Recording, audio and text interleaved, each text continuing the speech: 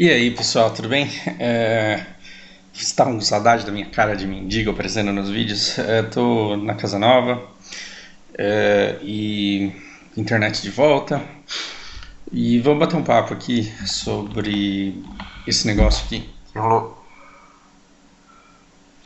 E tanta gente está falando tanta coisa a respeito disso. Mas quando eu vi essa foto eu achei ela muito legal. E aí eu postei esse negócio aqui. E eu falei, por mais que a gente viva desesperançoso com a natureza do ser humano, a gente está passando por um momento de transição e de transformação. O tempo, se a humanidade sobreviver o suficiente, se o planeta durar o tempo suficiente para o ser humano, se ele for habitável para os seres humanos por bastante tempo, essas coisas que hoje a gente odeia, elas tendem a ser consertadas. Lembrem-se que a sociedade, eu já falei isso aqui várias vezes, lembre-se que a sociedade japonesa, ela já foi tão nojenta, mas tão nojenta que você estava passando na rua, você olhava para o outro e falava, não feito com a tua cara, você tem cara de ser fraco, o outro falava nani e puxava a espada, um cortava a barriga do outro e eu morria ali no meio. Muita gente pode ficar indignada com a forma banal que eu trato o assunto, mas não. Assim, quando você teve a pacificação, a unificação do país ali pelo Shogun, ficou um monte de samurai desempregado. Samurai não queria plantar arroz, não queria ser artífice, ficaram desempregados, não tinham a quem servir. Muitos seguiram o caminho da espada e era uma vida tão miserável que as pessoas colocavam a vida ali em jogo muito fácil em nome de honra, de reputação.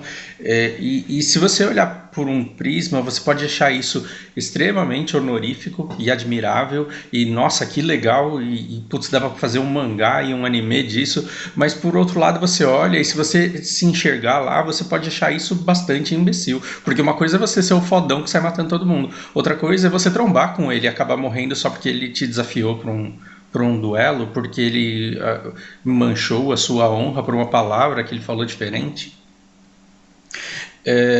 E assim, o excesso de vidas desperdiçadas naquela época fez com que uma sociedade ali florescesse, amadurecesse e se transformasse num povo extremamente pacificador.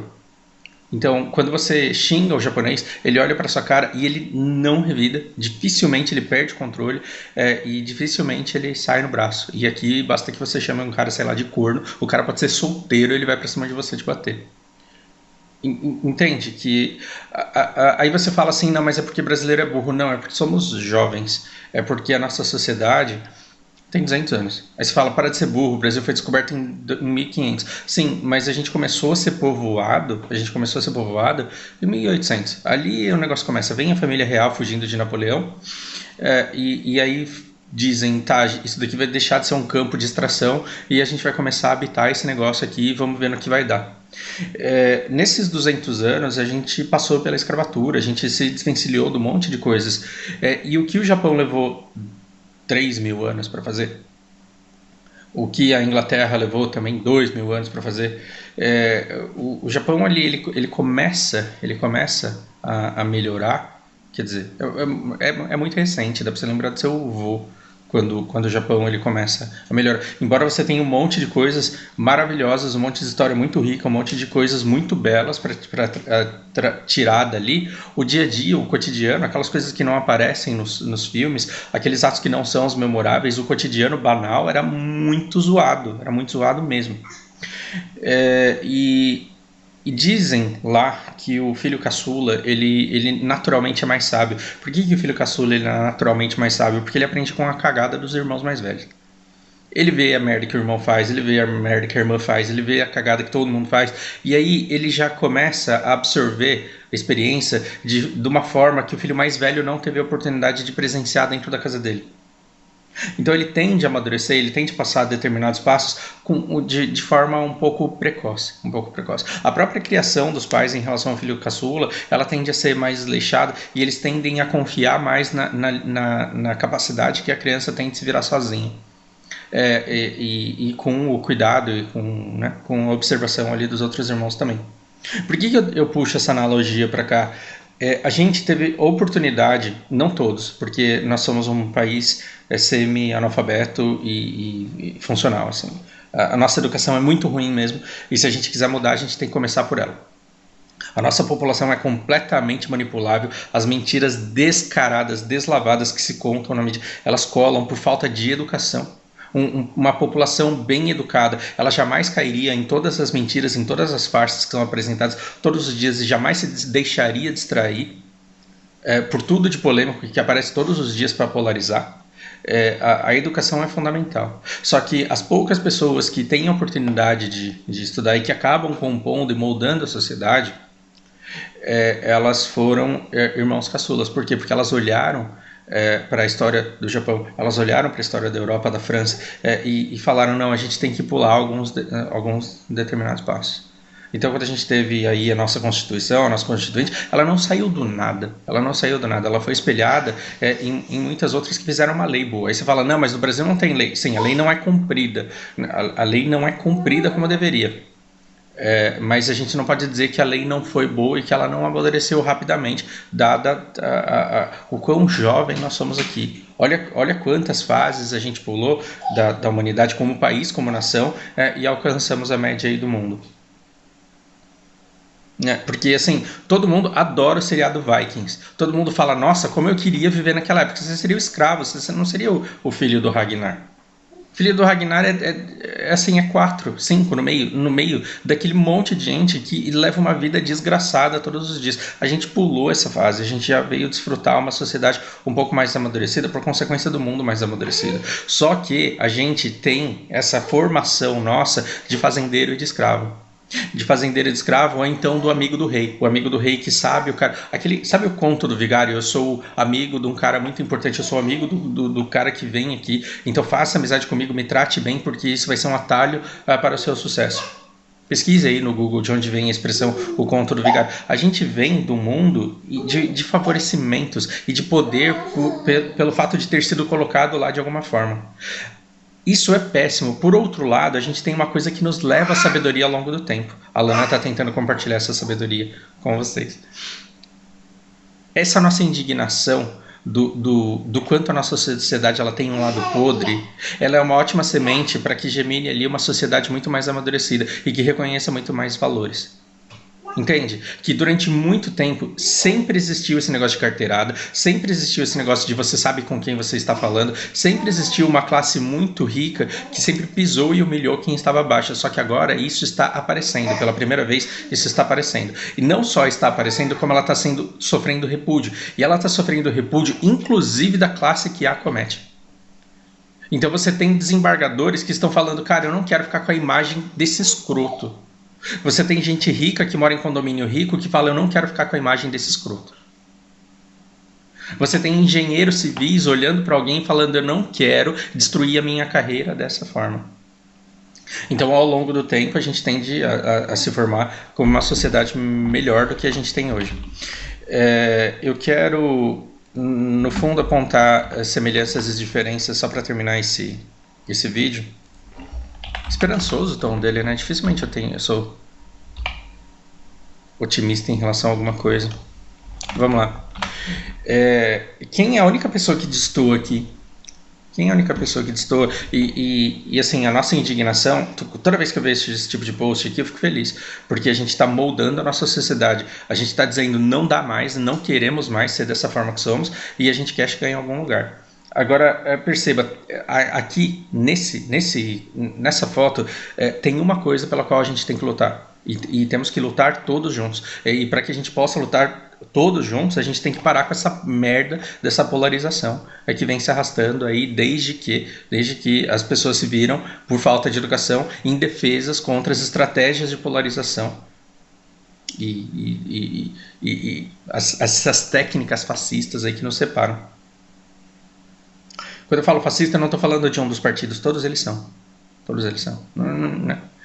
Por mais que não saibam o significado dessa palavra, todas as pessoas de todos os espectros aqui, de todos os partidos, elas são. Assim como corruptas também. Falando de partidos, talvez, não duvido que tenha uma ou duas pessoas lá honestas no meio disso tudo. Mas perceba, alguém aqui, nós temos que lutar em relação a uma coisa. A gente pode lutar, fazer passeata na Paulista para que pessoas deixem de ser escrotas com entregadores? Não, não dá pra gente fazer isso. Qualquer passeata do mundo que a gente faça na Paulista não vai impedir que um escroto maltrate e seja arrogante e ignorante com um motoboy. Dá pra gente protestar para que podres de ricos de Alphaville deixem de oprimir PMs e chamar PM de lixo? Também não dá. Todo o nosso empenho em fazer uma passeata nesse sentido não impediria que alguém fizesse isso. Também não dá pra gente fazer uma palestra para impedir engenheiros civis de encherem a cara e falarem merda na hora que eles tem o barato deles ali cortados. Aliás, nós temos nessas 3 pessoas aqui atitudes muito semelhantes. Não, principalmente nessas 2. Os 3 são coitados, são pessoas que são infelizes consigo mesmas, são pessoas que não estão seguras a respeito de sua própria posição. Se você sabe, você faz. Se você tem, você tem. Agora, assim, a pessoa que fica falando que sabe que tem o tempo inteiro é porque ela é insegura, tanto em relação à posse quanto em relação ao conhecimento. Reflitam sobre isso, porque é muito importante.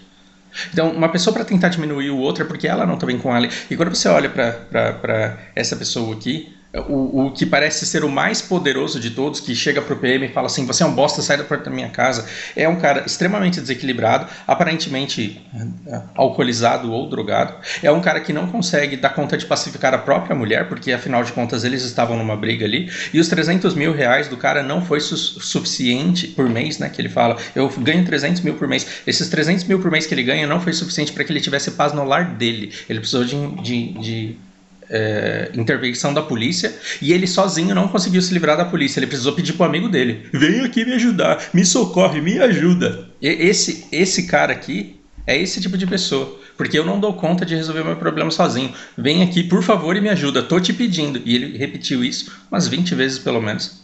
A outra pessoa do outro lado da ligação não aparentou ser solícita, ou então ele não continuaria pedindo desesperadamente, gritando. Então, assim, no meu ponto de vista aqui, eu tenho 3 coitados. Esse cara, ele tem que estar muito mal com a vida dele. Esse cara, ele tem que estar muito mal com a vida dele para tentar fazer o outro se sentir pior ainda, para que ele se sinta forte. Aqui eu vejo 3 pessoas coitadas que ao longo do tempo a sociedade vai amadurecer, a sociedade vai se transformar e ela vai olhar para elas com repúdio e jamais vai falar assim: nossa, ele humilhou o motoboy. Vai chegar um momento da nossa sociedade que a gente jamais vai achar que um comportamento escroto de um cara como esse humilha o motoboy, porque o motoboy ele não foi humilhado em momento algum. O fiscal ele não foi humilhado, o PM ele não foi humilhado, porque o que essas pessoas passaram não foi humilhação, foi exposição ao ridículo de 3 pessoas imbecis e alteradas. E por que eu estou deixando esse desembargador de fora? Porque isso daqui não é culpa dele, é culpa nossa. O comportamento do desembargador não é culpa dele, é culpa nossa. Por quê? Porque esse cara, diferente de todos os outros, não importa que infração ele cometa na vida dele, o máximo de punição que ele pode sofrer é uma aposentadoria compulsória com pagamento integral. Sabe o que é isso? Ele vai ser... Vão chegar para ele e vão falar assim: você está proibido de trabalhar, você está aposentado. Tá, mas e aí o que eu faço? Nada, fica na sua casa e recebe seu salário integral, 100% dele para o resto da sua vida. Que país permite que uma lei como esta exista? Então, esse cara aqui, a culpa é nossa, porque ele já chegou no patamar máximo que ele poderia chegar, ele já está com uma renda absurdamente alta, só que ele precisa trabalhar. Olha que desgraça de vida desse cara. Para ganhar tudo que ele ganha, para ter todos os privilégios que ele tem, para usufruir de toda a vida, de todas as regalias que ele tem, ele precisa ir lá trabalhar. E ele quer trabalhar? Não, ele já está rico, ele já está bem na vida dele. Então, qual é o maior sonho da vida dessa pessoa? E talvez fosse também o meu.